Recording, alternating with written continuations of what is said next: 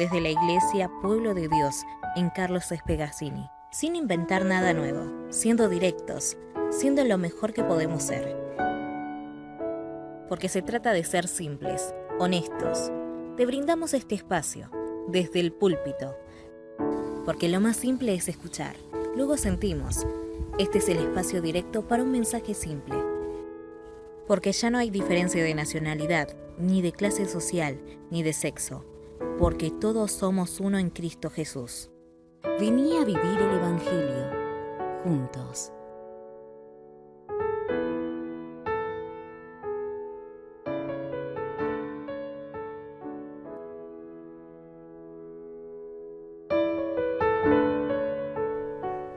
Como me había dicho Juan, está muy bueno el tema este de la incredulidad y él quería seguir hablando y bueno, yo ya lo tenía preparado. Esto son más o menos unas 14 semanas, una cosa así que va a durar esta serie sobre la incredulidad.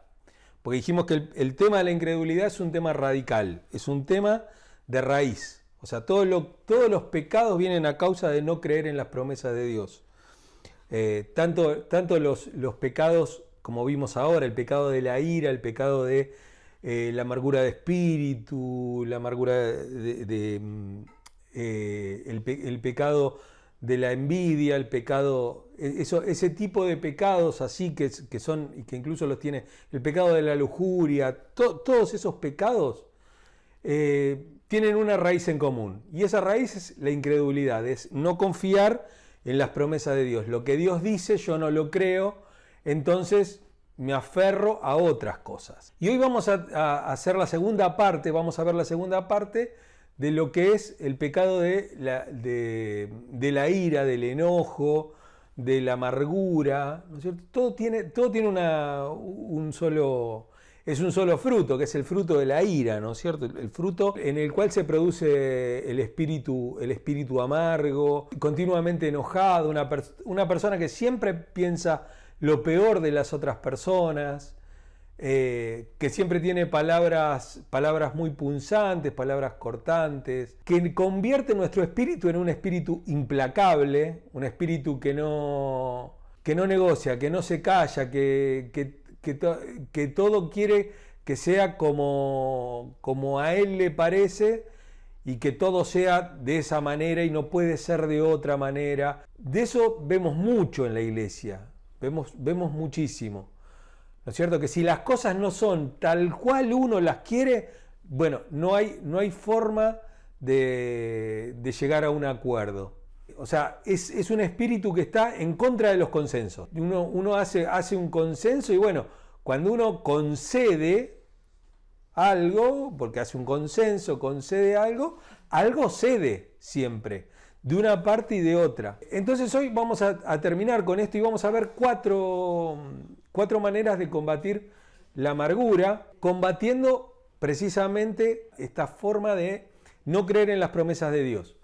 Vamos a ver el texto de Mateo, capítulo 6, versos 14 y 15, que es el que tuvimos la semana pasada, hoy lo vamos a ver nuevamente, y es el texto en que Jesús dice que si no perdonamos, Dios tampoco nos va a perdonar. Porque si perdonan a otros sus ofensas, también los perdonará a ustedes su Padre Celestial. Pero si no perdonan a otros sus ofensas, tampoco su Padre les perdonará a ustedes las suyas. Entonces tenemos que entender que cuando combatimos la incredulidad, lo que estamos haciendo es llevar adelante una lucha contra la incredulidad en las promesas de Dios. Por medio de esta serie de creer, de esta serie en la cual nos invitamos a creer, nos invitamos nosotros mismos, o sea, hacemos un nuevo compromiso, un nuevo pacto de creer en Dios, de creerle a Dios. Y eso nos va a llevar, y anhelamos eso, de que tengamos un corazón perdonador, un corazón que lo que hace es buscar la restauración, buscar la integración, buscar el sumar, el abrazar, el amar al otro, y el buscar también el crecimiento el crecimiento en las relaciones, entender que cuando yo amo al otro, cuando yo amo a otra persona, lo que también pasa es que yo también me enriquezco. La otra persona tiene algo que aportarme. Entender que el otro tiene algo para mí. Y acá hablamos un poco del pastorado, el pastorado universal de todos los creyentes.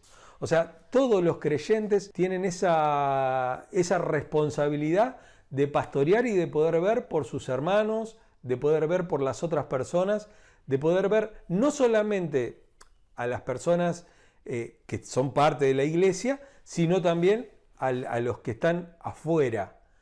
Tenemos una responsabilidad. Entonces la responsabilidad no va a caer solamente sobre una persona, sobre un liderazgo, sino que cae sobre toda la iglesia la responsabilidad. Entonces vamos a ver estas cuatro maneras de combatir esta amargura de corazón, que es tan común y lo vemos tan patente en la iglesia, lo vemos tan patente sobre todo en aquellas personas que van de iglesia en iglesia, ¿no es cierto? Que van continuamente cambiando. El tema de esta cosa de ir de iglesia en iglesia, de ir de comunidad en comunidad, llega un momento que se vuelve patológico. Yo nunca encuentro en una comunidad todo aquello que a mí me llene. Y es que yo estoy buscando una perfección que no existe. Decía John MacArthur, muchos ponen como excusa que la iglesia está llena de hipócritas para no congregarse.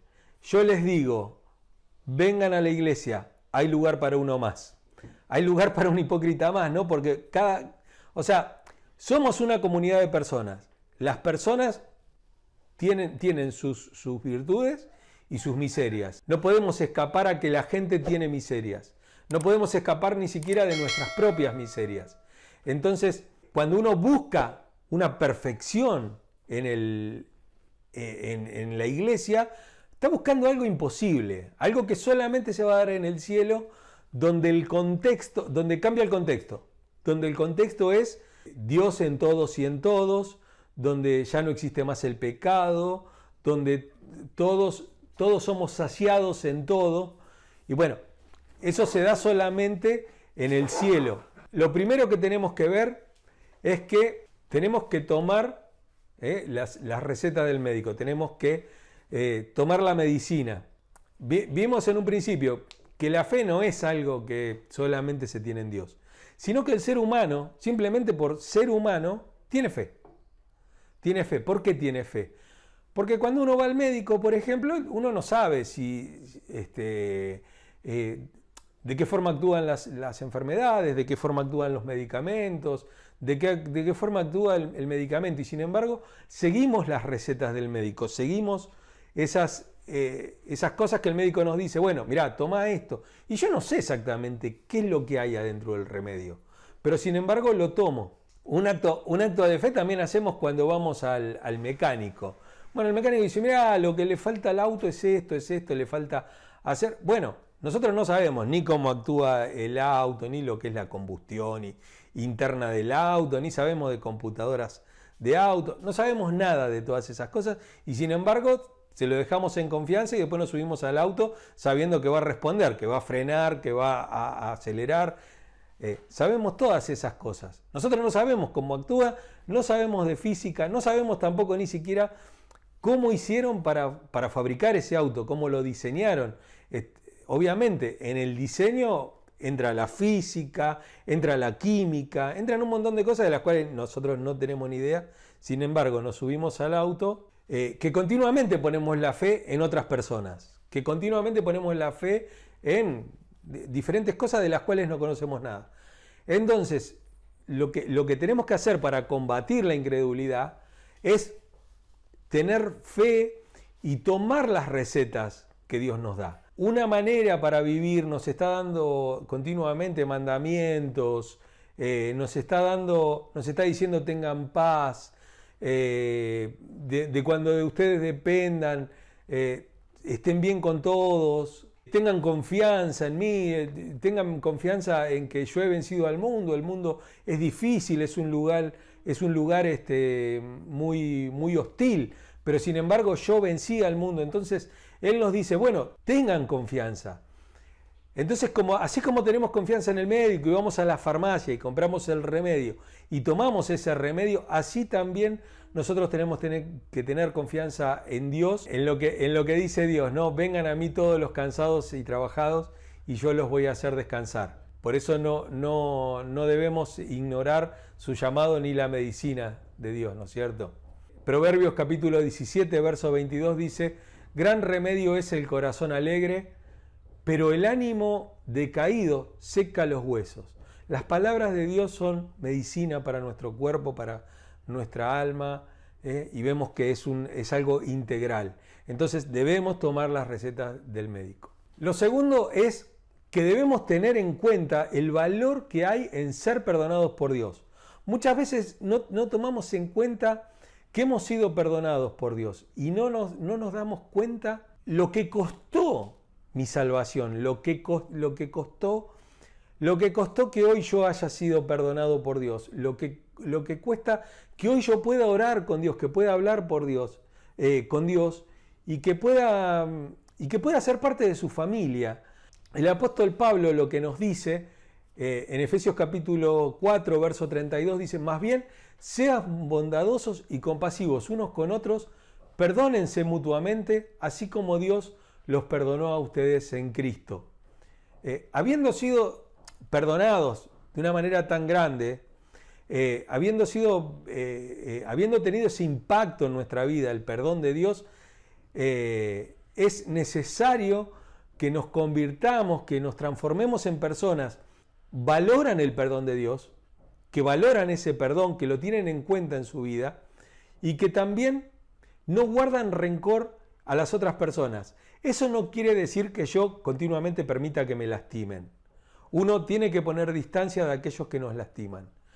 Pero sí perdonarlos, porque el perdón al primero que le hace bien es a mí. Lo primero, cuando yo perdono, cuando yo no me olvido de las cosas no se deben olvidar. Dicen que aquellos que olvidan la historia tienen la seguridad de volver a repetirla, o el riesgo de volver a repetirlas. Bueno, no podemos olvidarnos de las cosas, pero sí que esas cosas no nos sigan lastimando y que esas cosas no estén continuamente en nuestra cabeza, que continuamente estemos mal, que continuamente nos lleven al enojo y continuamente estemos teniendo un espíritu amargado, sino todo lo contrario, que esas cosas no nos produzcan esta raíz de amargura. Eso es lo que va a transformar nuestra vida.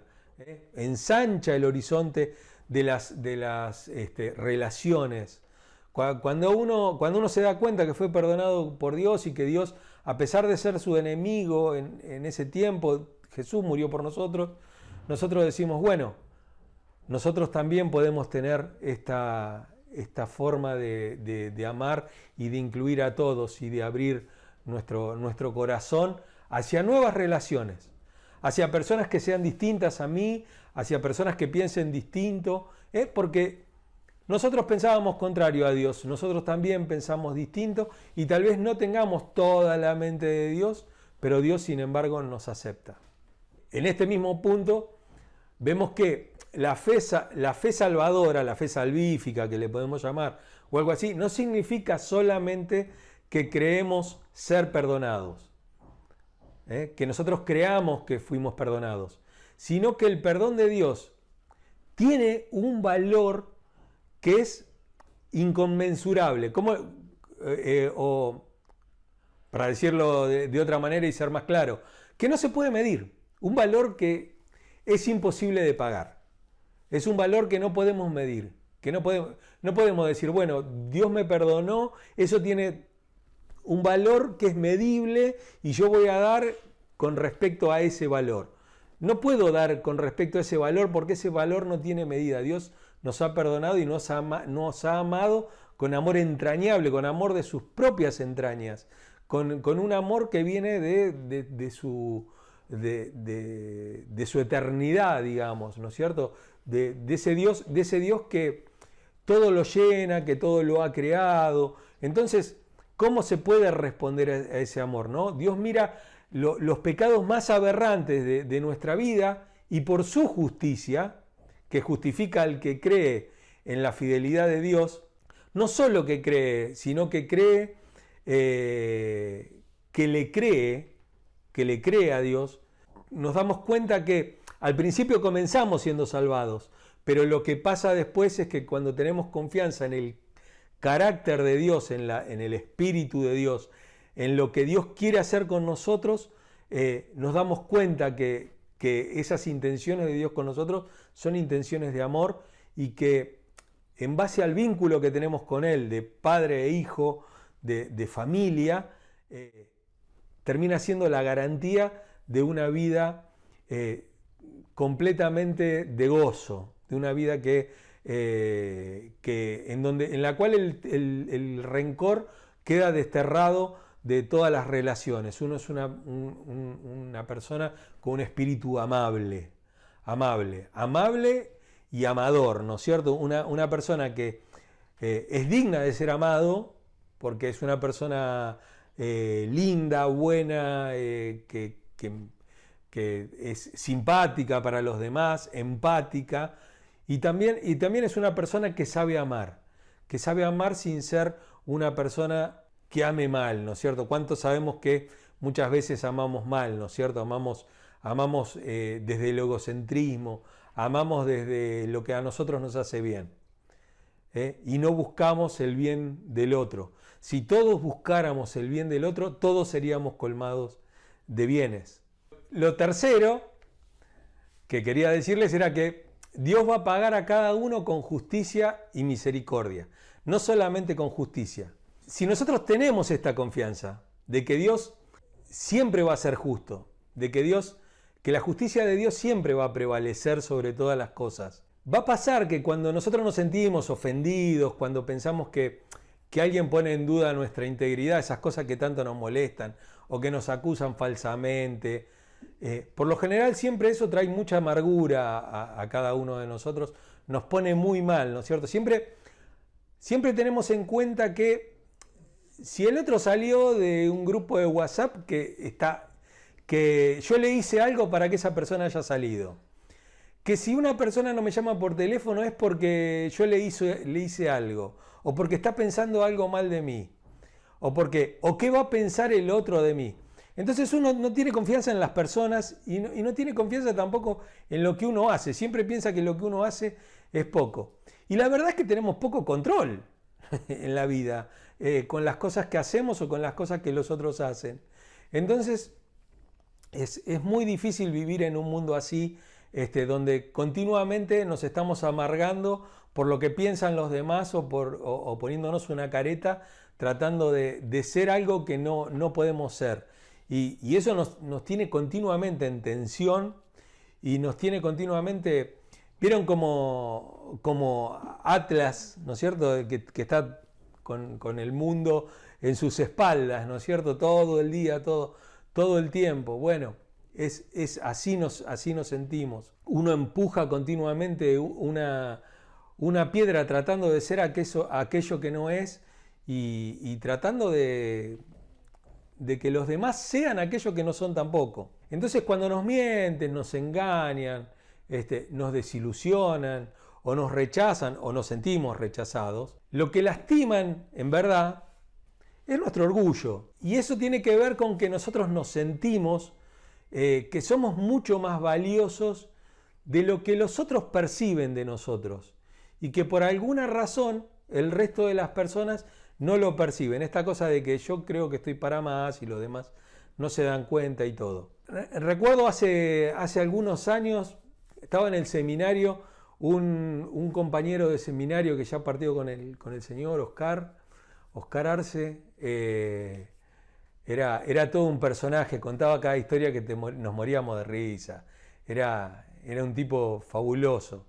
Una persona mayor que de grande había empezado a estudiar en el seminario y todo, un tipo de fierro. La verdad que se lo llevó el COVID, y nos dolió mucho a todos nuestros compañeros. Y recuerdo que él contaba, ¿no?, que una vez había ido a la casa de una persona a predicarle, qué sé yo, y el tipo lo había rechazado, y el tipo no sé qué le había dicho, y había blasfemado y todas esas cosas, ¿no? Tenía ese pensamiento, ¿no es cierto? Cuando habíamos arrancado. Y tenía ese pensamiento de que la persona blasfemaba y todo. Y dice, y vos no sabés, dice, yo dije, no, pero vos lo que estás diciendo está mal, en el nombre de Jesús, Dios te va a castigar, qué sé yo. Y el tipo se había caído de una viga de no sé cuántos metros y se había roto todos los huesos y todo. Entonces, ¿cuántas veces escuchamos esto? No, aquel me quiso hacer mal y después le agarró, que sea una enfermedad. Entonces, son esas historias que uno escucha, ¿no? Que, bueno, mirá, este se tiró contra la iglesia, se tiró contra Dios y Dios le mandó no sé qué cosa. Y vemos esas desgracias y la vemos hasta con cierta alegría. Alegría en nuestra parte, ¿no? De que, mirá, Dios lo castigó. Claro, que uno piensa en justicia, en la justicia divina. Decía mi abuela, Dios castiga sin palo y sin rebenque. Bueno, nosotros solemos pensar de esa manera. En lo personal, me duelen muchísimo esos testimonios, por decirlo de alguna manera. Creo que es injusto con el carácter de Dios. Es lo que los demás ven de Dios, lo que nosotros contamos, lo que nosotros decimos con respecto a Dios. Bueno, si no haces esto te va a pasar tal otra cosa, y si no haces esto te va a pasar aquello. Y ese no es el carácter de Dios. Dios hace llover sobre justos e injustos. Dios no tiene en cuenta nuestros pecados, no tiene en cuenta nuestra maldad, no tiene en cuenta todas esas cosas, sino que cuando uno habla de la justicia de Dios, lo que dice la Biblia con respecto al tema del castigo, que Dios visita la maldad de los hombres hasta la tercera y cuarta generación, cosa que poco tendríamos que tener en cuenta, sobre todo teniendo en cuenta después las palabras del profeta, en el cual dice que ya no dirán más el viejo refrán, los padres comieron las uvas agrias, los hijos tienen la dentera. Y también este texto de que dice que Dios tiene misericordia y que perdona la maldad de los hombres, pero que de ninguna manera va a dejar sin castigo al malvado. Y esto es algo que parece hasta paradójico, ¿no es cierto? Hasta parece que no tiene... ¿Cómo es esto de que Dios no va a dejar sin castigo al malvado? El tema es que Dios asume el castigo de esa maldad. Dios asume en sí mismo, en el cuerpo de Cristo, asume el castigo por la maldad de los hombres, por la incredulidad, por todas estas cosas. Entonces,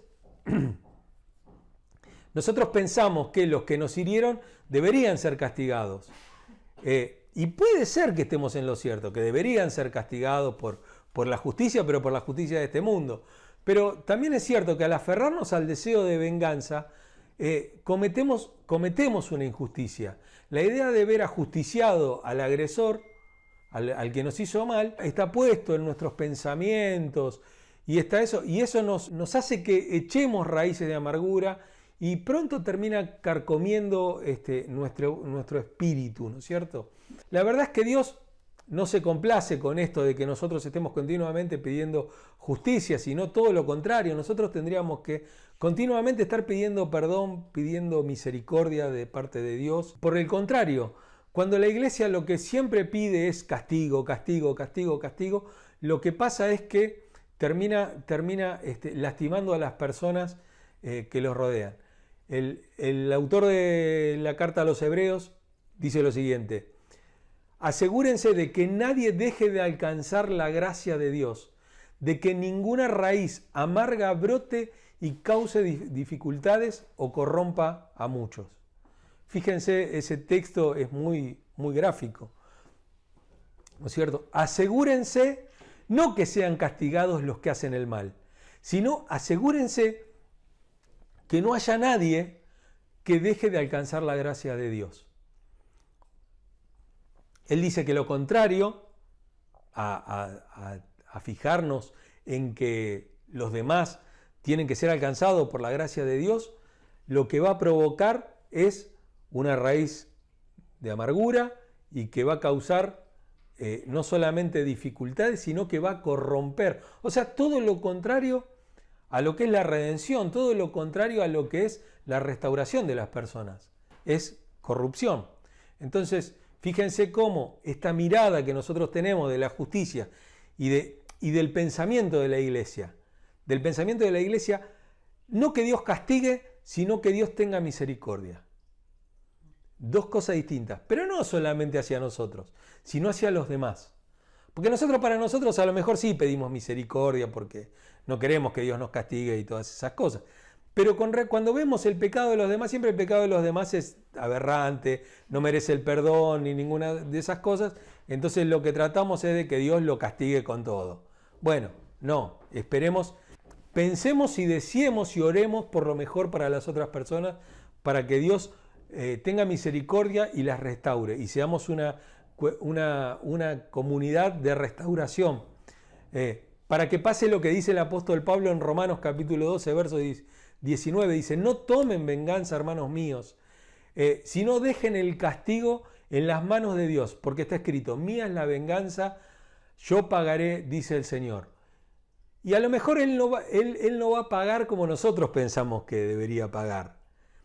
Y me trae esto a la parábola de los jornaleros, que me parece una de las parábolas que mejor habla de la gracia. Había jornaleros que habían trabajado todo el día, había jornaleros que habían trabajado la mitad del tiempo, los otros habían trabajado 5 minutos y otros habían llegado para juntar las herramientas. Y Dios le pagó a todos lo mismo. Y eso nos muestra el corazón y la justicia de Dios. Fíjense, ninguno de nosotros estaría conforme que Dios le pague de la misma manera a aquel que nos lastimó que a nosotros. Pero no se olviden que muchos de nosotros hemos lastimado personas sin querer a veces, o queriendo, o por tener este espíritu implacable, hemos lastimado a otras personas y Dios, sin embargo, no tiene en cuenta esas cosas y nos sigue dando misericordia. Dios aborrece el mal muchísimo más de lo que nosotros lo aborrecemos. Nosotros estamos dispuestos a transar a veces por algunas cosas si van en nuestro beneficio. Pero tenemos que entender que Dios tiene una santidad que escapa muchísimo a nuestra santidad, a nuestro propósito, ¿no? Cuando hablamos de santidad, no hablamos solamente del carácter santo y único de Dios, sino que cuando hablamos de santidad es que Dios es todo lo que debe ser como Dios. Dios es un Dios perdonador, Dios es un Dios que nunca va a dejar sin castigar al culpable, pero que va a tener misericordia con todos.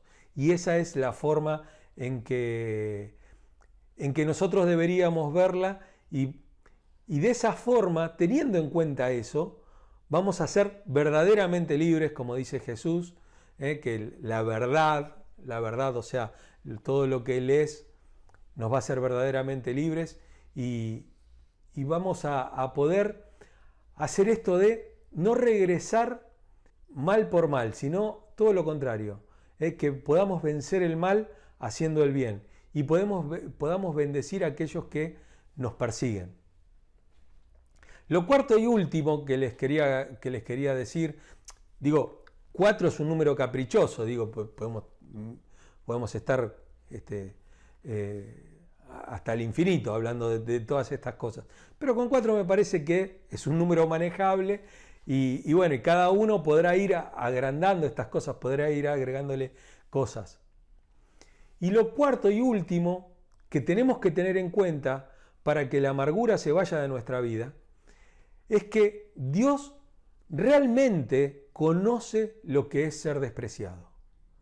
Dios sabe lo que nos está pasando.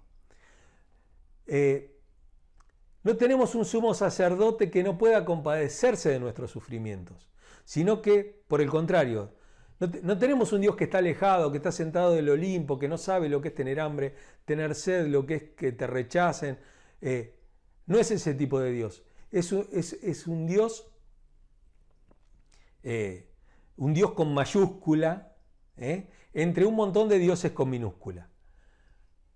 Esos dioses alejados, esos dioses que no le importa el ser humano y que son hijos de la casualidad, y no les importa mucho lo que le pasa al ser humano. Dios es un Dios que se acerca al hombre y, como dice Juan, Dios se encarnó y vino y se hizo uno de nosotros, hizo su tienda, montó su tienda en el medio nuestro y habitó entre nosotros y vimos su gloria. Y eso es algo que debemos tener en cuenta a la hora de no amargarnos. Y esto uno puede pensar, ok, pienso en Dios siendo rechazado, pienso en Jesucristo. Pero si uno mira a lo largo de la Escritura, dijimos el martes, creo que habíamos hablado sobre teología bíblica, ¿no es cierto?, de tener en cuenta todos los textos de la Biblia y de tener en cuenta toda la Biblia como la historia de la redención, como la historia de la salvación. Desde el principio de los tiempos vemos en la Biblia cómo Dios va siendo despreciado, siendo puesto en tela de juicio por sus intenciones. Eso fue lo que la serpiente le dijo a Adán, ¿no es cierto? No, lo que pasa es que Dios tiene malas intenciones. Historia tras historia, vemos cómo el hombre termina rechazando a Dios, lo va desechando y va continuamente levantándose y va tratando de dar golpes de estado a la soberanía de Dios, y vemos cómo nos tiramos en contra de su voluntad y de su propósito y terminamos no cumpliendo el propósito de Dios. Así es la historia de la Biblia. Pasamos por Babel, ¿no es cierto? Los atajos que toma Abraham por no creerle a Dios. Jacob, que tampoco cree que Dios le ha dado la primogenitura y que lo ha elegido entre él y su hermano, y toma también atajos y engaña, y es una persona que termina siendo amargada de espíritu, ¿no es cierto? Vemos a Jacob, una persona continuamente pensando que debe ser más de lo que es. Y después vemos al pueblo de Israel cómo se queja de Dios en el desierto y no confía en las promesas que Dios le ha hecho en el desierto, y elige y termina por allá por primera Samuel, ¿no es cierto?, pensando en, bueno, no queremos a Dios, no confiamos en las promesas de Dios. Nosotros pensamos que vamos a estar mejor si tenemos un rey humano. Entonces queremos tener un rey como el resto de los pueblos, y bueno, y Dios le dice a Samuel, no creas que te desecharon a vos, me están desechando a mí. Y vemos esas cosas, ¿no? Vemos cómo no es solamente que Dios fue desechado en Jesucristo, sino que Jesucristo es el punto cúlmine de eso, pero desde el principio de los tiempos Dios ha sido desechado por los hombres. Terminan confiando en los ídolos, en las alianzas, antes del Dios que los hizo un pueblo próspero, que sacó a una persona de un pueblo desconocido y convirtió de eso una gran nación. El hombre no confía en las promesas de Dios. Eso es lo que pasa continuamente en la Biblia, y lo vemos. Esto llega al punto cúlmine en Jesucristo, Jesucristo es la promesa más valiosa de Dios, es la promesa final, la solución al problema de la rebelión. Y decimos rebelión en singular porque esto no son pecados, no son rebeliones. Es una rebelión, es un acto continuo. Por eso, por ejemplo, los delitos de lesa humanidad, como los que pasan, por ejemplo, las personas que mataron a tantas otras personas, que hicieron desaparecer personas, todavía hoy siguen cometiendo el mismo delito. ¿Por qué cometen el mismo delito? A ver si se puede llegar a entender lo que es un delito continuo. Lo siguen cometiendo porque aún hoy no nos dicen dónde están esas personas, ni dicen qué hicieron con esas personas, ni dan a conocer. Eso hace que el delito sea continuado. No nos dicen qué hicieron con los chicos que entregaron a otros padres y no nos dicen, o sea, no nos están dando los datos, entonces el delito sigue continuo, porque si nos dicen no, nosotros los matamos y los enterramos en tal lado, el delito se corta, pero como siguen todavía, el delito no se termina, por eso pueden seguir siendo juzgados, mucho más allá de que sea un juicio sea un delito de lesa humanidad, ¿no es cierto?, que lesiona a toda la humanidad. Entonces, el pecado del hombre tiene esa característica. O sea, no es una rebelión tras otra rebelión. Es una rebelión continua del hombre. El hombre ha venido haciendo estas cosas. Y llega hasta el punto cúlmine en Cristo. Él es la máxima promesa de Dios. Sin embargo, nadie fue más agraviado que Cristo. Nadie fue rechazado, injuriado, acusado falsamente, perjudicado por sus amigos y por sus enemigos, por los dos, ¿no es cierto? Traicionado. No busquemos en el planeta a alguien más abusado o lastimado en la historia. No hay persona que provoque hoy en día, ¿no es cierto? Por eso digo, miren lo que es el pecado de incredulidad continuo, ¿no? Hoy en día provoca más rechazo que cualquier otra imagen del mundo. Buda no provoca tanto rechazo, ninguno provoca tanto rechazo como provoca Jesús. Jesús provoca muchísimo rechazo en la gente. De hecho, Pablo va a decir, para nosotros, para los judíos, ciertamente un oprobio, una maldición, una vergüenza. Para los gentiles, una locura. Provoca rechazo de los dos lados. Solamente aquellos a los que él se les quiere revelar podemos verlo como esa ancla, ¿no es cierto? Como esa tabla de salvación que hay en Cristo, ¿no es cierto? Como una salvación plena y que nos llena y que nos llena de gozo y que nos hace nuevas personas, nuevas criaturas. Siendo la persona más rechazada es la bondad hecha carne, ¿no es cierto? Es una persona bondadosa y siendo Dios, ¿no? Como dice Filipenses capítulo 2, siendo Dios, siendo capaz por divinidad y por autoridad y por santidad, Él se niega a vengarse en beneficio de cada uno de nosotros. Dice el apóstol Pedro en su primera epístola, capítulo 2, verso 23, cuando proferían insultos contra él, no replicaba con insultos. Cuando padecía, no amenazaba, sino que se entregaba a aquel que juzga con justicia. Y sabemos que no es justicia porque les cayó un rayo del cielo y los fulminó a todos, sino con su justicia, con la justicia propia de Dios, que tiene que ver con el amor, que tiene que ver con la gracia.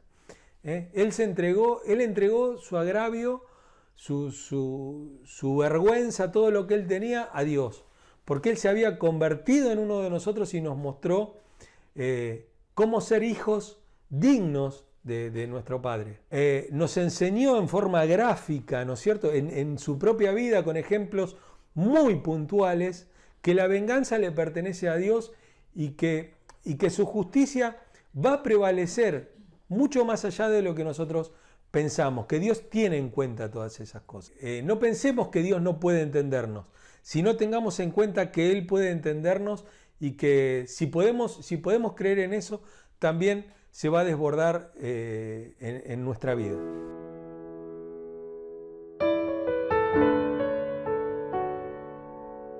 Tenemos que entender que las pruebas son para que llevemos fruto. Primera Pedro capítulo 1, versículos 6 y 7 dice: esto es para ustedes motivo de gran alegría, a pesar de que hasta ahora han tenido que sufrir diversas pruebas por un tiempo. El oro, aunque perecedero, se acrisola en el fuego. Así también la fe de ustedes, que vale mucho más que el oro, al ser acrisolado por las pruebas, demostrará que es digna de aprobación, gloria y honor cuando Jesucristo se revele. estas pruebas, estas amarguras, estas cosas que nos pasan y cuando nos desprecian y todo, tiene que ver con también nuestras pruebas para que nuestro carácter sea formado. Cuando creemos en lo que Jesús nos da como remedio a nuestra amargura, lo que Él dice, lo que Él nos está diciendo es un antídoto contra un veneno, ese veneno que es la ira, ¿no es cierto? Que es la amargura, que es el...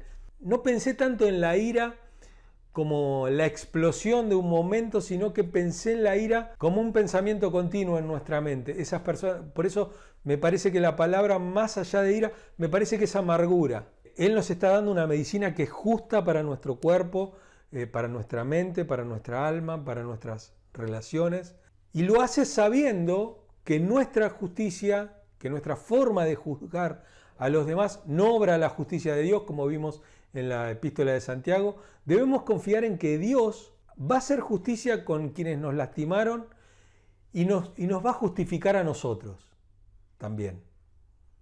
Y va a tener en cuenta también lo que nosotros le hayamos hecho a otras personas y Él va a poner sobre eso un manto de misericordia y va a sanar. Es muy importante lo del tema de tener las palabras de Dios como medicina para nuestra vida, para nuestros huesos. Confiemos en que el propósito de Dios, la empresa de Dios, lo que Dios ha emprendido en nuestra vida, en que esas circunstancias que nos causan bronca, que nos causan dolor y todo, nos hacen crecer para nuestro bien. Podemos terminar con este versículo. El apóstol Juan en su evangelio dice en el capítulo 16, verso 33, yo les he dicho estas cosas para que en mí hallen paz. En este mundo afrontarán aflicciones, pero anímense, yo he vencido al mundo. Él nos está diciendo, anímense unos a otros. Es una promesa de parte de Dios. Anímense, yo vencí al mundo. Tengan paz porque yo he vencido al mundo. Yo estoy por encima de todos esos problemas y de todas esas cosas que te están pasando, de todas esas injusticias que te están pasando. Y si cada uno de nosotros toma ese compromiso, y como comunidad tomamos ese compromiso de ser no aquellos que viven juzgando a los demás, sino de aquellos que viven brindando misericordia, vamos a ser una comunidad de fe distinta y una comunidad de fe que verdaderamente refleje el carácter de Dios y no vamos a ser injustos con Dios y con lo que Él piensa acerca de cada uno de nosotros. Amén.